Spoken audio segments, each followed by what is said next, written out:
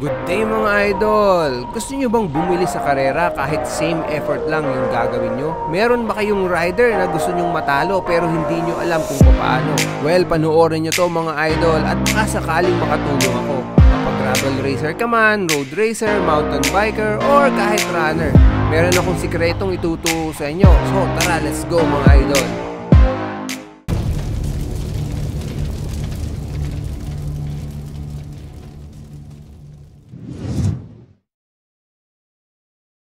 In this video nga pala mga idol, ang rurutahin natin ay yung ruta ng Ultra Gravel Challenge. Magsisimula tayo dito sa may New Clark City, pero bago tayo umalis ay ilo-load muna natin yung mapa dun sa ating Brighton computer. Yung Brighton ko nga palang computer ay yung Brighton S800. Gusto ko to kasi makunat yung battery nito, tapos ang laki pa ng screen kaya kitang-kita mo yung mapa. Nagsasabi rin siya kapag merong mga ahon na darating, and kapag naliligaw ka na, sasabihin din niya. Mabilis lang naman i-load yung mapa dito mga idol, parang nasa 30 seconds lang mula doon sa pag-download mo ng GPX hanggang sa ma-load mo siya doon sa may mapa. So after that mga idol ay go na tayo, solo lang tayo ngayon. Kaya kailangan natin ng extra energy kasi wala tayong tututukan. Kaya eto mga idol, nag-take tayo ng Black Mamba energy drink para kahit papano ay gising na gising tayo talaga sa ride na to. Tara mga idol, ruta tayo, Ultra Gravel 160 km race, or hindi race. Start tayo dito sa may New Clark City, and sundan natin yung ruta dito sa may mapa. Kaya pala mga idol, ang gamit ko na bike sa pag-record na to ay itong Dare GFX na ever reliable na bike ko. Siya yung gamit ko dun sa UCI qualifier nung April 2022, and siya rin yung gamit ko dun sa may Nueva Ecija unrestricted na 220 kilometers and 320 kilometers. Ni minsan hindi ako nito binigyan ng aberya sa karera mga idol, kaya napaka-reliable talaga niya. So bali nakakadalawang taon na siya, and it's about time na ma-update siya mga idol. Sakto kasi meron ngayong nilaunch na bagong Dare na gravel bike, yung Dare GA or yung Gravel Ace. Grabe ang ganda niya, and ang daming mga bagong features. Maganda na tong Dare GFX, pero syempre mas pinaganda pa nila nung nilabas nila yung Dare Gravel Ace. Ka-announce lang nito doon sa may Eurobike, and I'm very excited para sa bagong frame. So bago tayo mag-start magruta mga idol, pakita ko muna sa inyo yung pinaka-mapa na susundan natin dito sa ating pagruruta. Ito yung Ultra Gravel Challenge rest back na ruta mga idol. It's 164 kilometers long, and siya ay titingnan nyo mga idol, tingnan nyo, ayan, patag lang, meron siya mga ahon na konti pero sobrang iksi lang, yung mga tipong tulay lang yung aahunin mo, pero more or less patag lang siya mga idol. Tapos nagsisimula siya dito sa may New Clark City, tapos gagawi siya dito sa bandang Nueva Ecija, and then magbabalik din dito sa New Clark City. Magkakaiba yung train dito, yung terrain dito sa may Pampanga nung ako ay nag-ikot, kasi umulan nung gabi nung ako ay nag-ikot. Ito medyo maputek mga idol yung part na to, and ito rin hindi familiar sa akin yung lugar, kaya medyo nangangapa ako sa area na yan. Tapos nung pagdating dito, ito yung pinaka-Exitex mga idol, yung parang expressway na yan. Dadaan tayo sa gilid yan mamaya. Paglagpas mo dyan mga idol, paglagpas mo dyan, yan ay magandang gravel na mga idol. Parang yung typical sa gravel sa Nueva Ecija na hindi maputik, tapos mayroong buhangin sa ibabaw na makinis, tapos ayan, ito part ito ng Nueva Ecija. Ito naman part ng Tarlac pa to mga idol, Herona, ayan, Tapos dito babalik tayo sa may Tarlac mga idol, and iba ulit yung terrain dito. Hindi naman siya kamukha ng gravel ulit ng Nueva Ecija, medyo kakaiba, lalo na dito sa may part na to. So ayan yung ikutin natin, more or less patag lang siya, 164 kilometers, tapos nasa gitna yung Tarlac City. Ito yung Tarlac City mga idol. So umpisaan na natin ang ating pagruruta. Magsisimula nga tayo dito sa UGC or dito sa New Clark City, tapos dadaan tayo dito sa Cristo Rey. So yan yung simula, and then dito papasok sa trail. Pakita ko sa inyo mga idol. So yung una nito puro parsada lang, puro semento. Siguro mga 2 kilometers, hindi ko sure, pero parang yun yung nakalagay sa mapa. Siguro ginawa nilang ganon para at least safe, yung sa first few kilometers. warm up na rin yung mga tao, and then nabawasan na rin yung nerves bago nila dalhin sa technical trail. So ito yung mga kailangan yung tingnan kapag kayo ay nagruruta. Yung sa umpisa ba ay may pinch point agad o kaya naman ay pwede pa kayong sumabit-sabit sa may grupo. Importante yon kasi kailangan malaman nyo kung kailangan nyo mag-warm up o hindi. Dito sa pagkakataon na to mga idol, maluwang yung karsada, pwedeng kumapit-kapit. So kahit na hindi na kayo mag-warm up bago papawalan yung karera, pwede yon mga idol. Pero kung umpisa pa lamang ay ahon na o kaya naman ay nalaman nyo umpisa pa lang trail na, kailangan naka-warm up na kayo bago papawalan. According sa mapa, napit na tayong kumanan. Now, kung nakita nyo yung sign, no trespassing.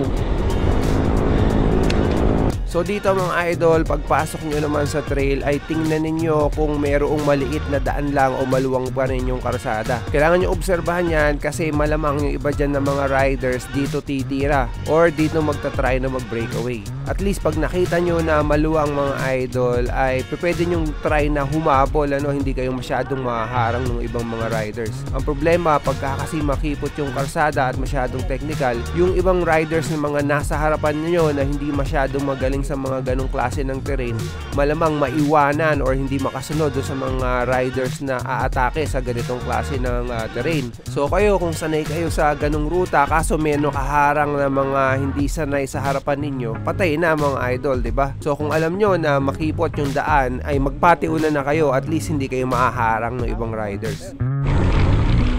Medyo mayroong konting technical doon pagpasok, kaso wala na, ito na lang. Pagkatuyo ito, bumabaon yung gulong. Ngayong basa, ayan, ito bumabaon doon. Pero hindi ka mukha ng chance sa dry. Lahat kasi.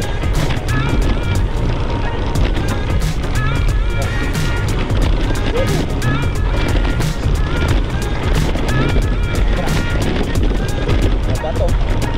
So kapag nagruruta rin kayo mga idol ay titingnan nyo rin kung anong klase ng terrain ang meron, kung anong klase ng lupa yung dadaanan ninyo, mabuhangin ba, solid ba siya, maalikabok, matubig, etc. etc. Importante yan kasi kailangan alam nyo kung ano yung lube na gagamitin nyo sa kadena nyo, kung dry lube ba o kaya ay wet lube. Sa pagkakataon na pagruruta ko na to mga idol, mas mai-recommend ako yung wet lube kesa sa dry lube. Halata naman kasi napakatubig ng mga dinadaanan natin, pero syempre hindi natin alam kung ano yung magiging actual na condition pagdating ng karera. Kaya kung ako sa inyo, makinig kayo sa mga weather forecast at makibalita na rin kayo kung ano ang nangyari sa trail the night before. Kasi dun nyo ibabase kung anong klase ng lube yung gagamitin ninyo. Usually, ang nire-recommend ako na lube sa inyo mga idol ay yung Chepark Chain Wax. Maganda siya kapag dry yung condition at hindi masyadong maalikabok. Pero pag ganitong maraming tubig tapos nalulubog pa minsan yung kadena nyo dun sa may tubig mismo, mas maire-recommend ako talaga yung wet lube na katulad ng Mud Crank. Tapos magbaon din kayo para pwede kayong mag-reapply. Ito pa. Oh yun, wala. Ito pa, naku po, gitna tayo, gitna. Try natin. Nakakatakot.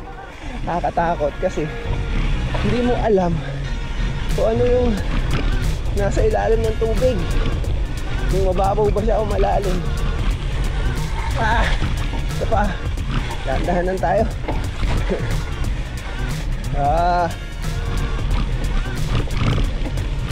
Siguro sa pag hindi umulan sa araw ng karera, pwede pa. I suggest mayroon kayong camelback dito. Kayo magbote. So yung first part ng trail matubig sa part na yon, pero dito okay na, dry na siya, pwede natin yung high speed. So kailangan lang matagalan yung first part na yun. Tapos na irrigation. Ito na naman next. Tapos kaliwa. Oh, what's this? Nung natapos yung irrigation part mga idol, akala ko ay dire-diretso na sa karsada. Noon pala may pasabog pa dito si Ultra Gravel Challenge. Grabe. Ito rin yung isang importansya ng pagruruta. At least hindi ka mabubulaga doon sa mga sorpresa na ibinabato ng mga organizer. Tulad nito mga idol. Okay. Oh my. Dito ba? Dito ba, Jeno? Base sa GPS natin dito. Kasa puta. Nakatakot. Oh. Shit.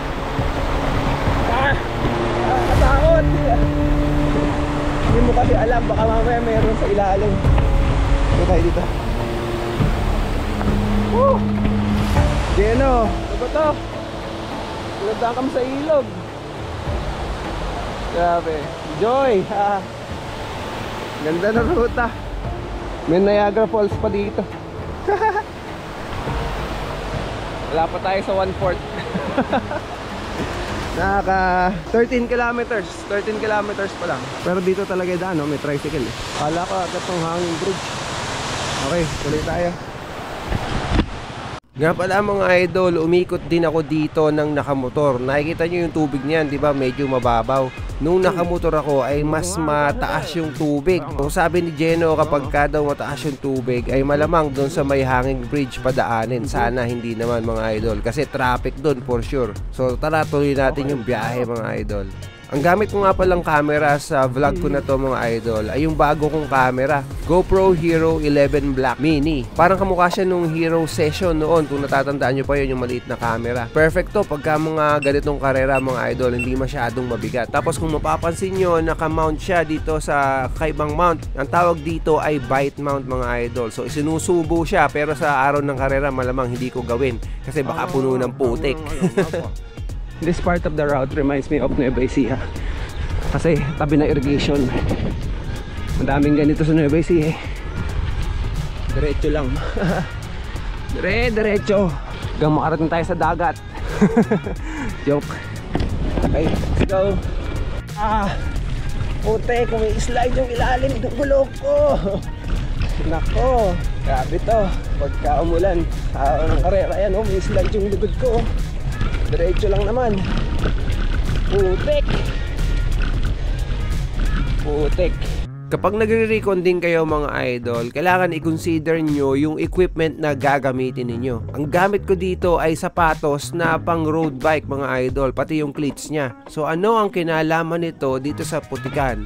Alam nyo kasi mga idol, kapag yung road cleats ay nalagyan ng kahit konting putik, hindi na siya papasok dun sa may pedal. So kung maputik na ganito, tapos natapa ka ng kahit konti dun sa may putik, mahihirapan ka ng mag-mount dun sa may bisikleta mo. So yun nga, kailangan i-consider mo yung terrain dun sa may equipment na gagamitin mo, and malalaman mo lang yung terrain at saka yung kondisyon ng terrain kung ikaw ay magre-recon ride. Nga pala mga idol, huwag kayong matakot dito sa maputik na part na to, kasi nung binalikan ko to nung nakamotor ako ay eto yung itsura niya mga idol. Sobrang dry niya, halos maging alikabok na nga actually. Ibang iba ang itsura kesa nung nagpunta ako na kauulan lang nung madaling araw. Pero back tayo dito sa may ride natin. Ito yung nangyari after natin na maglakad doon ng konti doon sa may putik, kasi hindi natin naiwasan na itapak yung paa natin. Kinailangan kong huminto at saka linisin yung cleats natin, kung hindi tayo makakapidal ng matino. Medyo mabusisi din yung paglinis kasi mga idol, kailangan talaga walang nasa pagitan ng interface between the cleats at saka doon sa pedal. Kung meron konting dumi doon, nako, hindi papasok yung cleats nyo. Tingin ko yan ang nagpatagal sa akin dito mga idol. So lesson learned siguro, sa araw ng karera, huwag kayong gagamit ng road cleats. Mountain bike or gravel shoes yung gamitin nyo para kahit merong putik, papasok pa rin sa may pedal. Okay, goods na. Problema natin, ang higpit na ngayon kasi meron pa rin mga konting debris ayaw matanggal. Pero tuloy lang lakad. 17 kilometers, isang oras. Oh, grabe. Pero okay lang, puti kasi. Mapa, tayo. Yan pa isa mga idol, kapag nagruruta kayo, at least nakikita ninyo kung saan yung daan talaga. Hindi nyo na kailangang mag-refer do sa may mapa. Madalas dito sa ruta na to, mayroong dalawang karsada na magkatabi. So nakakalito kung saan ka dadaan, lalo na kung yung mapa mo ay hindi ganun ka-detailed. Sa pagruruta ko na to, naligaw ako ng mga 3 o 4 na beses mga idol kahit meron akong mapa. Pero na-correct ko naman kagad nung nakita ko na papalayo ako dun sa may main route. Kapag sa karera nangyari sa inyo yan mga idol, medyo nakakainis, di ba? Kasi medyo seconds din or baka minutes pa ang abutin para makapunta ka or makabalik ka doon sa may main race route. Nangyari yan doon sa may unrestricted race na kung saan parang nasa 30 yata o 40 yung naligaw doon sa umpisa pa lamang. So tapos na kaagad yung karera nila. Kaya pag nagruruta kayo, tandaan yung mabuti yung mga kanto o kaya naman yung mga critical points kung saan nakakalito yung liko para hindi kayo mag-ubos ng oras ng hindi kinakailangan. Nung magpas ako. pala sa kaliwa. Sabi ko, bakit parang naputol yung trail, yung GPS? Ito pala. Hop, ayan oh, trail ulit. Tama ba?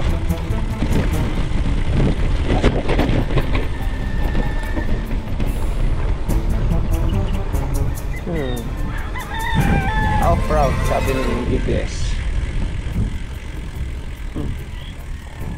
Sa kabila. Kabila ng idol. Okay. Yan talaga nagruruta. Kung hindi, ayan. Sa karera mo, pag sa karera ka nagkamali, yung 1 minute na yan. Diba?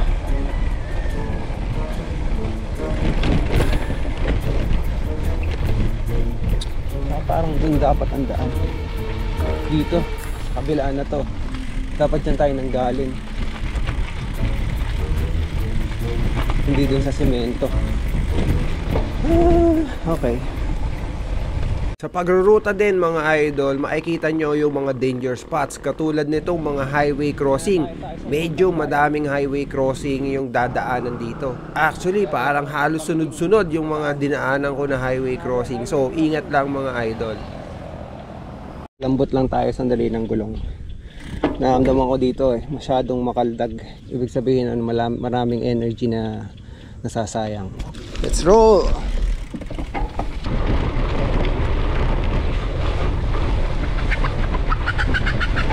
Talaga, kailangan nyo pang mapunta sa harapan ko.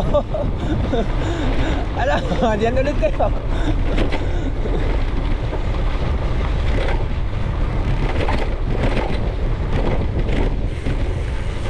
Nga pala mga idol, kung hindi nyo pa na-update yung mapa nyo dun sa may pinaka-latest, kailangan nyo i-update kasi meron ditong ginawang detour yung mga organizer. Pinakanan nila. No, dito kasi makita nyo dumiretso ko dito sa may karsada na to kasi yan yung nasa mapa nung nagruta ako, pero nung in-update nila yung mapa ay ipinakanan na nila o pinakanan nila dun sa may kanto na dinaanan natin. Bakit?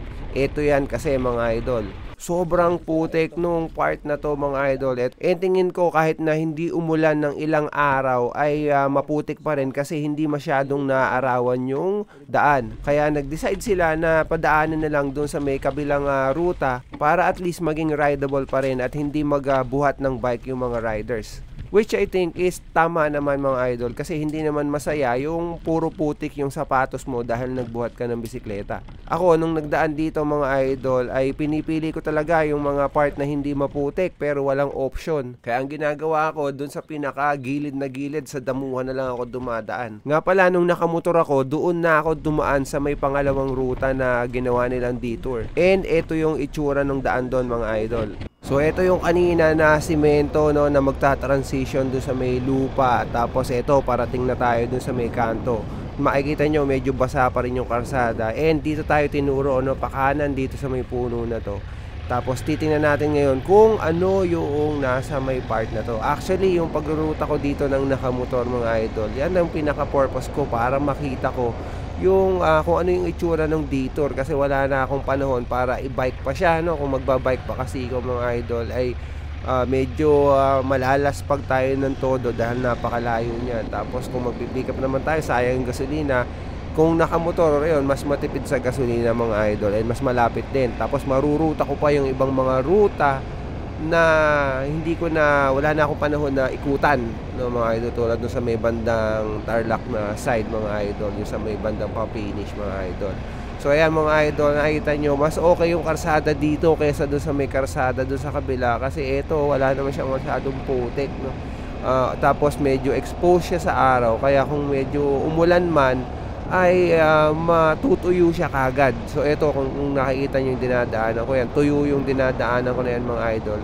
Ang problema lang dito ay matataas yung talahib no, sa may gilid, pero okay na rin yan kaysa naman na dun tayo magdaan sa may gilid ng putikan no. Ayoko yung part na yon mga idol. And buti naman at binago ng mga organizer yung pinaka-ruta, no, para iwasan yung putikan na yun. Dito mga idol, nagulat ako dito, may hawak na airgun yung nasa loob ng tricycle, parang may sinisipat sila, naka-estorbo ko, baka mamaya may babarilin silang ibon.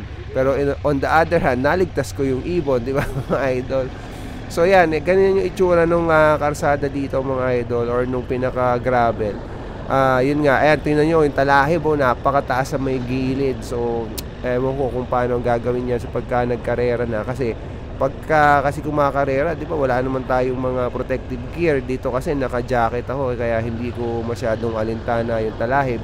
Pero kung wala kang arm sleeves, di ba, as dumaan ka dyan, baka magkahiwa-hiwa yung braso mo dahil sa mga talahib. So, or mapipilitan ka na dito sa may gitna dumaan, ano? Pero ang taas ng rolling resistance kapag sa gitna ka dumaan, kasi damuhan yung dadaanan mo. So, parang kumpara sa gravel, mas babagal ka ng mga 2 to 3 kilometers per hour. Buti ito, ayan, ayun, nawala rin. Kala ko sa gitna na dadaan. Pero ayan, nakatayo ako niyan sa motor, pero halos ka-level ng balikat ko yung mga talahib. Siguro pagka nakabike tayo, yumuko na lang tayo para maiwasan natin yung talahib na yan mga idol. And then eventually, after a few kilometers mga idol, ay magme-merge lang ulit siya dun sa main route natin, which is dito sa may sementadong portion ng irrigation. So ito yan sa mapa mga idol, etong diretso na to yung maputik, tapos ito yung pinaka-detour. And nagtagpo rin sila sa may dulo. May checkpoint nga pala dito sa may ruta na to mga idol, yung checkpoint para dun sa mga 160 km riders. Yung isa ay dun sa may bayan ng Ramos, at yung isa naman ay dun sa may Villa Bacolor na area. And yung last checkpoint ay yung sa may Estancia de Lorenzo. Importanteng malaman nyo yung mga checkpoint na yan mga idol, kasi dyan pwede tayo mag-refill ng tubig, pwede tayong kumain ng konting pagkain na meron sila, and dyan din tatatakan yung ating mga passports. Dadaan na tayo ng ilalim ng ano ba to? Silex yata to. T-Flex. Sabi sa mapa, T-Flex. Daan tayo sa ilalim no. First time ko yung makakadaan dyan. Yan o, T-Flex.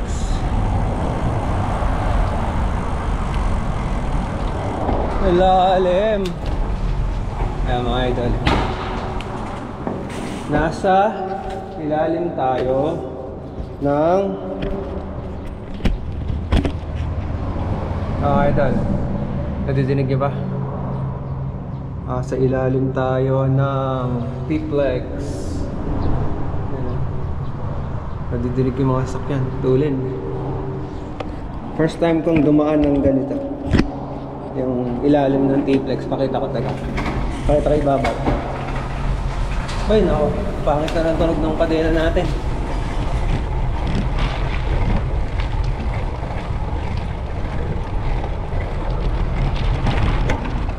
Ayan o, T-Flex. T-Flex. Okay, diretso na. Diretso na. Ito ang tinatawag na T-Flex Service Road. Yung T-Flex sa gilid. Diyan o, isimentohin na to o lalagyan ng harang sa gilid ng T-Flex. So mukhang babaguhin yung ruta. Ayun o, okay na o. Ganun ng harang o. Yan, lagay ko na sa mapa saan yung part na to. So bali sa kilometer 55 yan mga idol, pero naayos na yan, nare-route na rin. Hindi man malayo yung rerouting, tanaw lang din doon sa may pinagdaanan natin. Dito yan after matapos tayo doon sa gilid ng T-Flex. So yun mga idol, medyo nasabi ko naman na sa inyo kung ano yung mga kailangan na nyong gawin dito sa pagruruta, no? Kung ano yung mga basic ninyong kailangan tandaan at kailangan i-consider para mas tumulin kayo kapag sa araw na ng karera. Yung ibang parts ng route hindi ko na masyadong ipapakita mga mga idol, wala namang masyadong interesting kasi puro talaga irrigation. And yung mga stopover hindi ko hinintuan kasi noong panahon na yan ay hindi pa nakamarka doon sa may mapa ko. Pero nasabi ko naman na yung kanina, and makikita nyo rin yung guide doon sa pinaka page ng Ultra Gravel Challenge Rest Back Edition. So kita-kits na lang tayo sa July 7 mga idol, sa darating na Sunday. Remember na hindi ito karera, ito ay personal challenge para sa sarili ninyo. And sa totoo lang, makatapos lang ako dito sa may challenge na to ay masaya na ako kasi mukhang napakahirap ng ruta talaga mga idol. So hanggang dito na lang muna, hanggang sa muli. Peace!